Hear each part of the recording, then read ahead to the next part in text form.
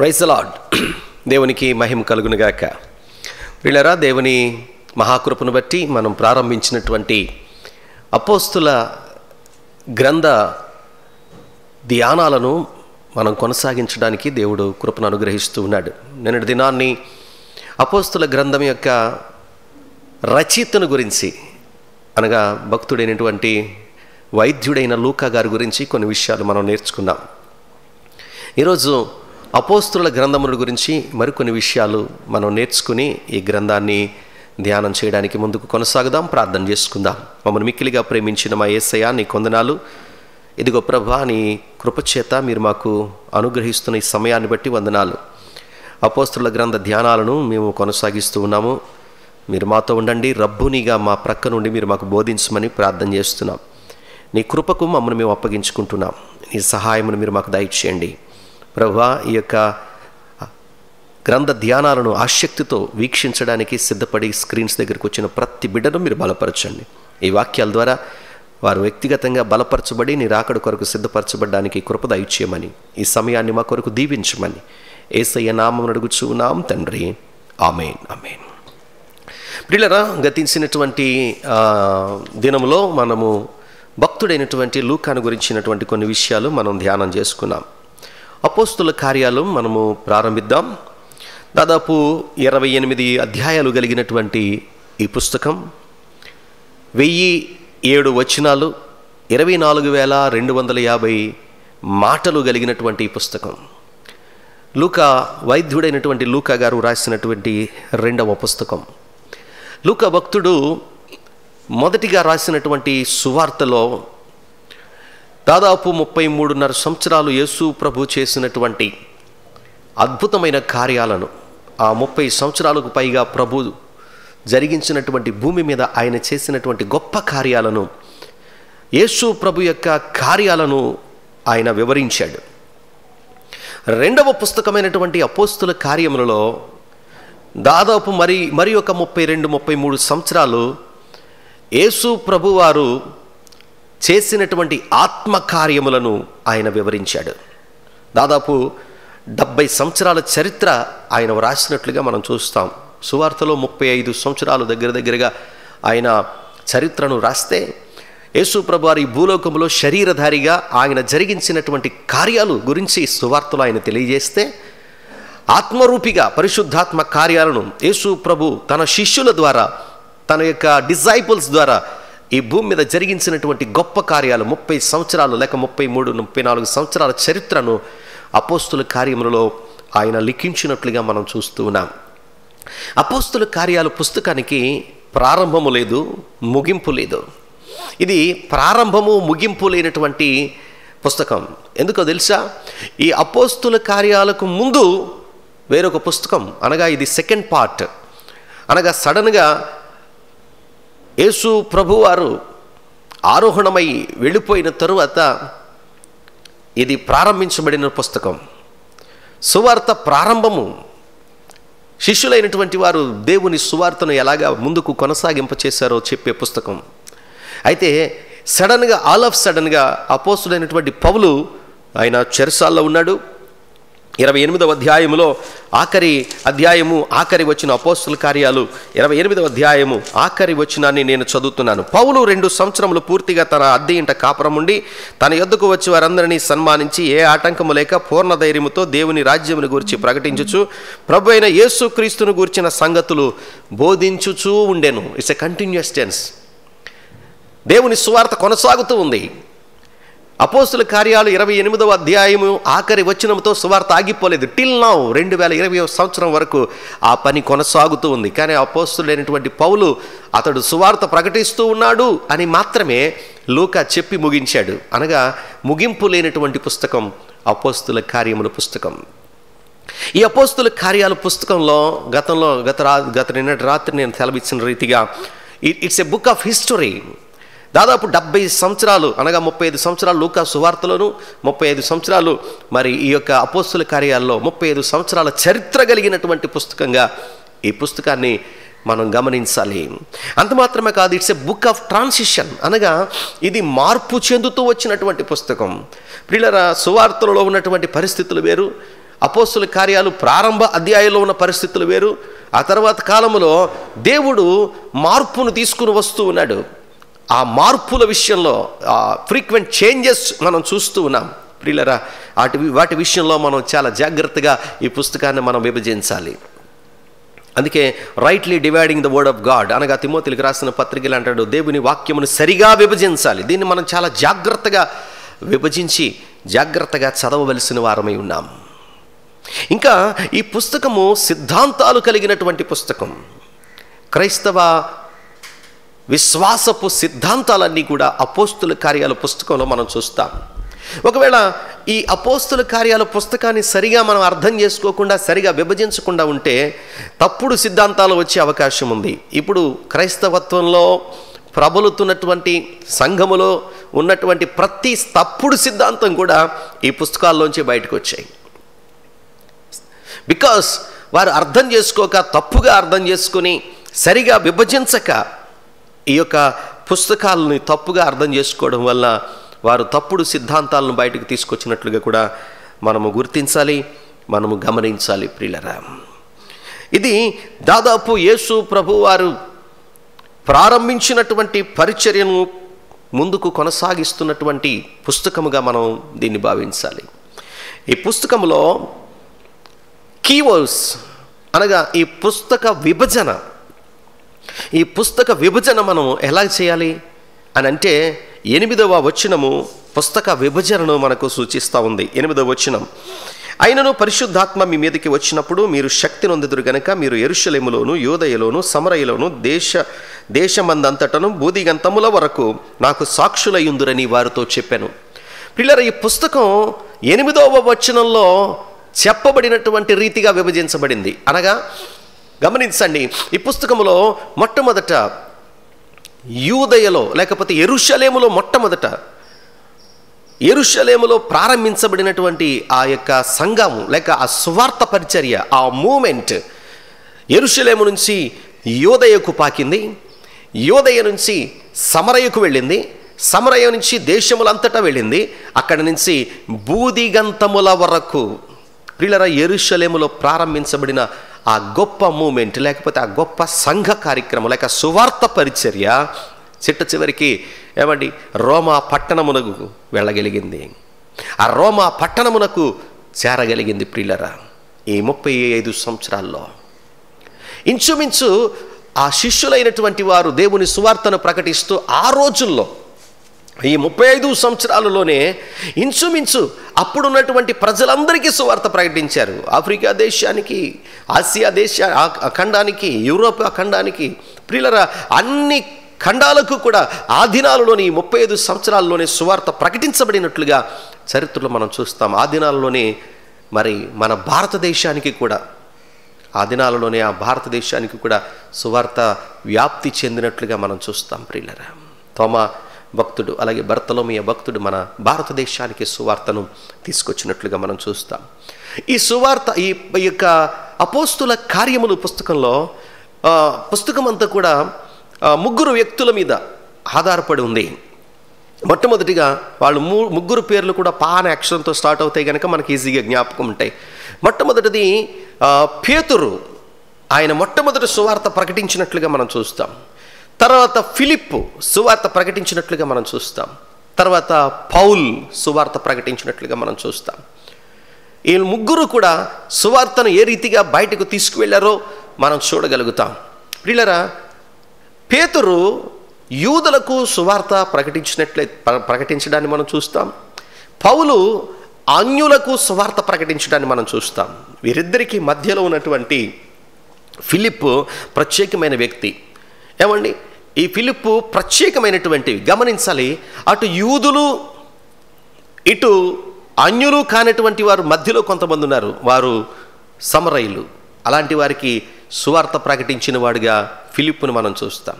అలాగే జెండర్ పరంగా కూడా ఇటు పురుషులు అటు స్త్రీలు కానటువంటి వారు, షండులైనటువంటి వారు, యూనక్స్, వారికి ఫిలిప్పు సువార్త ప్రకటించినట్లుగా మనం చూస్తాం. కాబట్టి ఈ అపోస్తుల కార్యములు గ్రంథం అంతా కూడా ఈ 3 క్యారెక్టర్స్ మీద ఆధారపడి ముందుకు కొనసాగుతుంది. అన్నిటికంటే ముఖ్యంగా ఈ గ్రంథకర్త అపోస్తులుడు అయినటువంటి పౌలుని గురించి మాత్రమే కాకుండా పేతురుని గురించి, అలాగే ఫిలిప్పును గురించి, ఇంకా దేవుని కొరకు కష్టపడి సువార్త ప్రకటించిన అనేక మంది వ్యక్తులను గురించి ఈయన రాస్తూ వచ్చాడు.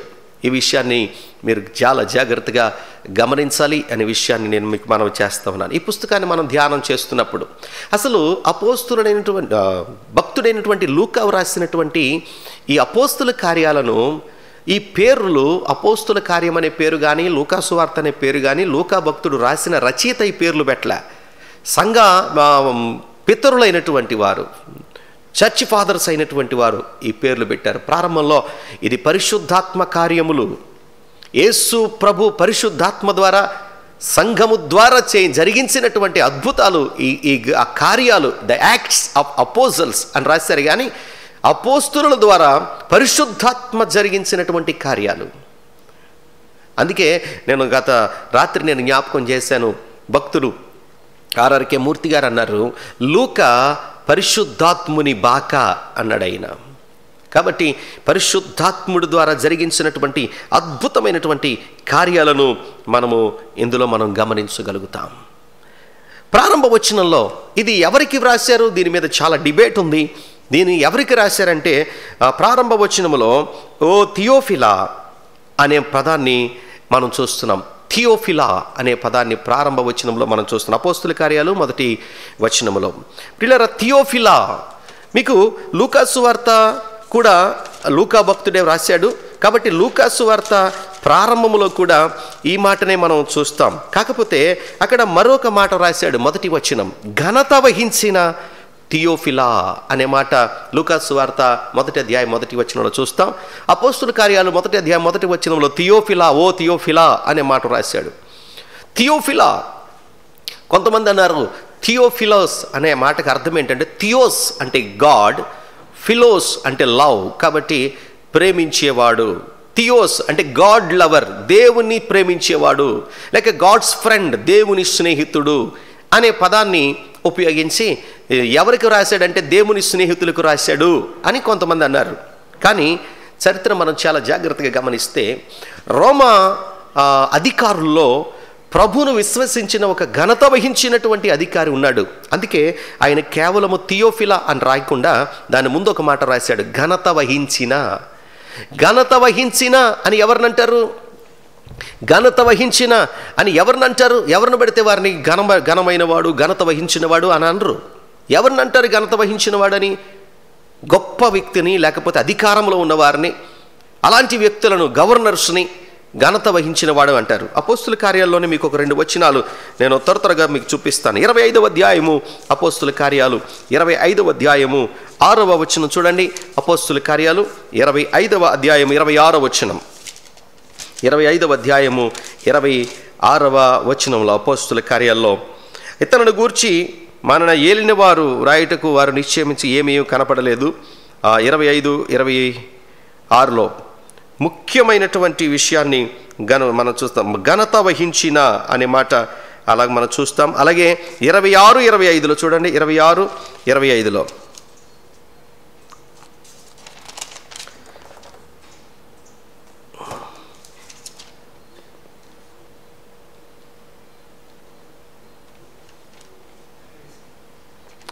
అందుకు పౌలు ఇట్లనను, ఘనత వహించిన ఫేస్తు అనే మాట రాస్తున్నాడు. ఘనత వహించిన ఫేస్తు అంటే ఫేస్తు అధికారిగా ఉన్నాడు కాబట్టి ఘనత వహించినటువంటి ఫేస్తు అని పిలుస్తున్నాడు. ప్రియులారా, ఎవరైతే అధికారులుగా ఉంటారో వారిని ఘనమైనటువంటి వారు, ఘనత వహించినటువంటి వారు అనే మాటను జ్ఞాపకం చేస్తారు. ఘనత వహించినటువంటి ఫేస్తు, అలాగే ఘనత వహించినటువంటి ఫెలిక్స్ గవర్నర్ని, ఫేస్తు ఆ యూదా అధిపతిని వారు ఘనత వహించిన వారు అని పిలుస్తున్నారు. ప్రియులారా, నేను ఎందుకు ఈ మాట చదివించాను అని అంటే, థియోఫిలోస్ అనే మాటకు ముందు లూకా భక్తుడు వాడిన మాట ఘనత వహించిన అనే మాట. చరిత్ర మనం జాగ్రత్తగా గమనిస్తే థియోఫిలాస్ అనే ఒక ఆయన ఉండేవాడు, ఎంపరర్. ఆయన ఆ ఎంపరర్కి బంధువుగా ఉండేవాడు. ఆయన ఘనత వహించినటువంటి వ్యక్తి, బాగా ఆస్తిపరుడైనటువంటి వాడు. అతడు యేసు ప్రభును అంగీకరించి క్రైస్తవులకు, విశ్వాసులకు ఆయన ఫ్రెండ్లీగా ఉండేవాడు. అందుకే థియోఫిలాస్ అనగా దేవునికి స్నేహితుడిగా, దేవునికి ప్రియమైన వాడిగా, దేవుని ప్రేమించేవాడిగా ఉండేవాడు. లూకా భక్తుడు నిజానికి ఈ పుస్తకములో రాసినటువంటి లేక లూకా సువార్తలో రాసినటువంటి విషయాలను ఆయన ఐ విట్నెస్ కాదు. నిజానికి అతడు కళ్ళతో చూసి ఆ విషయాలు రాయలేదు.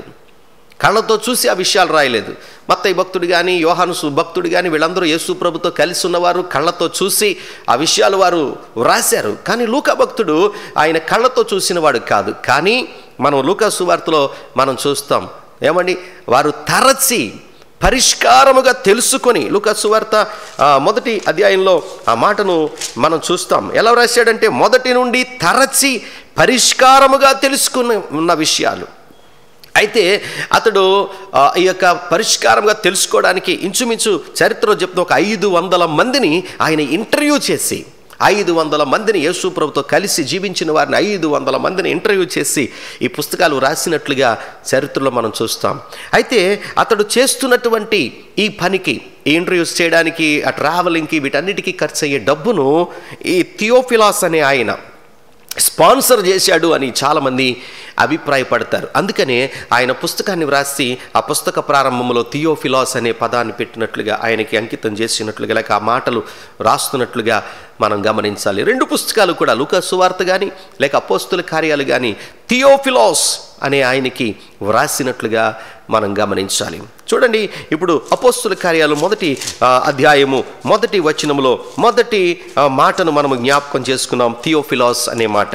చూడండి, 1వ వచనాన్ని చదువుతున్నాను. వచనం వెంబడి వచనాన్ని మనం ప్రారంభించి మనం ముందుకు కొనసాగుదాం. మొదటి మాట నేను చదువుతున్నాను. ఓ థియోఫిలా, యేసు తాను ఏర్పరచుకొనిన అపోస్తులకు పరిశుద్ధాత్మ ద్వారా ఆజ్ఞాపించిన తరువాత ఆయన పరముకు చేర్చుకొనబడిన దినము వరకు ఆయన చేయుటకును బోధించుటకును ఆరంభించిన వాటిని గూర్చి నా మొదటి గ్రంథములో రచించితిని. ప్రియులారా, ఇక్కడ ఒక మాట మనం చూస్తాం, ప్రభువు ప్రారంభించిన అనే మాట మనం చూస్తాం. ఆయన ప్రారంభించినటువంటి కార్యాలు. ప్రియులారా, ఆయన ప్రారంభించాడు. యేసు ప్రభు ఈ భూలోకానికి వచ్చినప్పుడు ఆయన ప్రారంభించినటువంటి ఆయన ఆశ్చర్య కార్యాలు, ఆయన అద్భుతాలు, ఆయన రక్షణ కార్యాలు, ఆయన ప్రేమ కార్యము, ఆయన ప్రారంభించినటువంటి కార్యం అది ముగించబడలేదు. నేను ఇందాక అదే చెప్పా, అపోస్తుల కార్యాలు ప్రారంభం కాదు. యేసు ప్రభు సువార్తలలో ప్రారంభించినటువంటి కార్యాలు ఇంకా కొనసాగుతున్నాయి.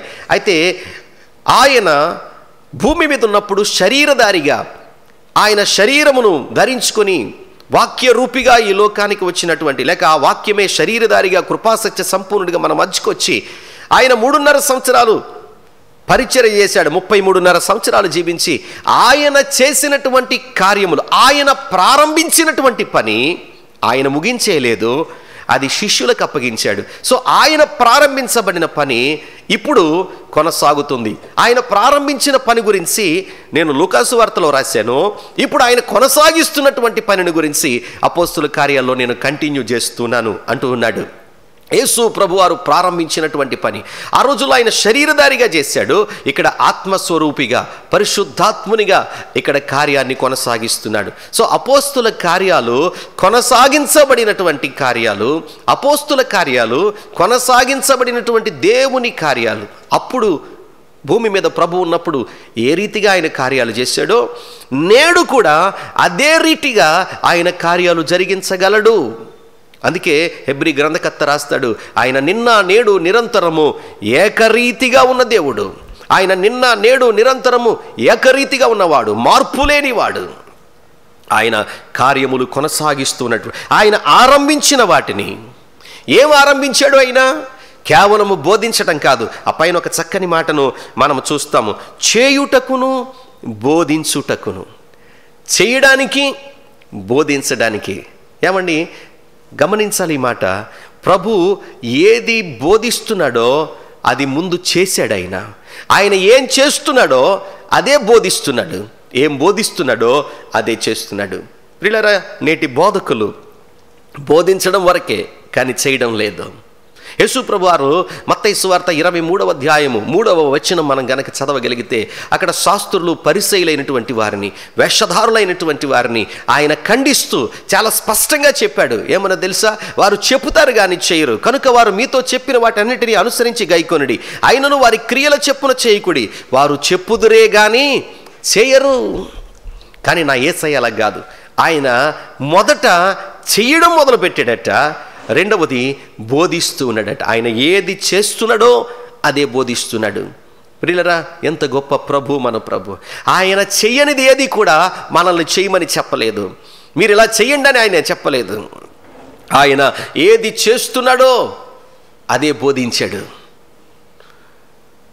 ఒక గొప్ప రచయిత, ఒక గొప్ప అద్భుతమైనటువంటి కవి, ఆయన రాసినటువంటి మాటలు, ఆయన రాసినటువంటి పదాలు, ఆయన రాసినటువంటి పద్యాలు ప్రజలలో ఉర్రూతలూగించాయి, యవనస్తులను రేకెత్తించాయి, విప్లవ కావ్యాలు రాశాడు ఆయన. పదండి ముందుకు, పదండి తోసుకు, పోదాం పోదాం పై పైకి అని అంటే ప్రజలు విజృంభించారు, విప్లవ భావాలతో ముందుకొచ్చారు యువత. ఆయన పేరు శ్రీరంగం శ్రీనివాస్ గారు. ఆయన ఒకసారి ఒక ఇంటర్వ్యూలో ఒక విలేకరి అడిగాడు, అయ్యారు మీరు అద్భుతమైన మాటలు చెప్తున్నారు, మీ మాటలు వింటూ ఉంటే యువతలో రక్తం ఉరకలెత్తుతుంది, అలాంటి మీరు ఏంటి సార్, మీకు కొన్ని భయంకరమైనటువంటి అలవాట్లు ఉన్నాయి, ఆయన కొంచెం సిగరెట్ తాగుతాడు, లేకపోతే ఈ మందు తాగుతాడు, కాబట్టి ఏంటి సార్ మీరు అది యువతకు మీరు ఏ సందేశం ఇస్తారు అని అంటే ఆయన ఏమన్నాడు తెలుసా? బాబు, మేము మైలురాళ్ల లాంటి వాళ్ళం, ఎంత దూరం ఉందో చెప్తాం, ఎలా ప్రయాణం చేయాలో చెప్తాం, కానీ మీ వెనక మేము రాం అన్నాడట. అర్థమేంటో తెలుసా? మనం ఏదైనా గ్రామం, ఏదైనా ఊరు ప్రయాణమై వెళుతుంటే అక్కడ ఒక మైలురాయి కనపడుతుంది, దాని మీద విజయవాడ ఇంకా 10 కిలోమీటర్లు ఉంది అని చెప్తుంది. 10 కిలోమీటర్లు ఉంది, 10 కిలోమీటర్లు వెళితే విజయవాడ వస్తుంది అని చెప్తుంది, కానీ మైలురాయి మన వెనక రాదది. మేము మైలురాళ్ళ లాంటి వాళ్ళం అన్నారట. అంటే మేము చెప్తామే కానీ చేయమన్నాడు అనమాట ఆయన. కానీ నా ప్రభు అలా కాదు. దేవుని వాక్యంలో రాయబడింది, ఆయన చేయుటకును బోధించుటకును ప్రారంభించినటువంటి కార్యాలు, ఆయన చేయుటకును బోధించుటకును ప్రారంభించినటువంటి కార్యాలు. ఆయన ఎప్పుడో ప్రారంభించాడు, కానీ అది ముగించబడలేదు. నాడు ప్రారంభించినటువంటి కార్యాలు ఆయన ఆత్మరూపిగా నేడు కూడా జరిగిస్తున్నాడు. నాడు జరిగిన అద్భుతాలు నేడు జరుగుతాయి, నాడు చేసినటువంటి గొప్ప కార్యాలు నేడు కూడా దేవుడు చేయబోతున్నాడు. అందుకే లూకా భక్తుడు రాస్తున్నాడు మొదటి వచనంలో, మరలా వచనాన్ని నేను చదువుతున్నాను. ఓ థియోఫిలా, యేసు తాను ఏర్పరచుకున్న అపోస్తులకు పరిశుద్ధాత్మ ద్వారా ఆజ్ఞాపించిన తర్వాత ఆయన పరమునకు చేర్చుకొనబడిన దినము వరకు ఆయన చేయుటకును బోధించుటకును ఆరంభించిన వాటన్నిటి గురించి నా మొదటి గ్రంథములో నేను రాశాను.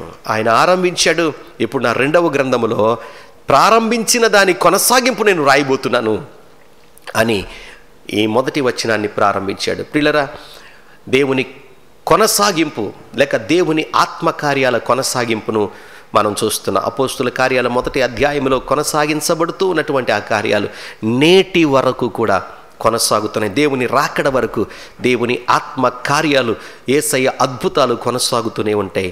వాటిని గురించి రాబోయే దినాల్లో మనం ధ్యానం చేద్దాం. దేవుడి పరిశుద్ధ వాక్య ధ్యానమును మన వినికిడిలో దీవించునుగాక. ప్రార్థన చేసుకుందాం. పరిశుద్ధుడా, ప్రేమ కలిగిన యేసయ్యా, నీకు వందనాలు. అపోస్తుల కార్యాలు నాయనా, ఇదిగో మొదటి వచనాన్ని ధ్యానం చేయడానికి మీరు కృపను అనుగ్రహించారు నాయన. ఈ అపోస్తుల కార్యాల ధ్యానాల ద్వారా మమ్మల్ని ఇంకనూ బలపరచండి. నీ కృపతో మమ్మల్ని నింపండి ప్రభా. నీకు స్తోత్రాలు.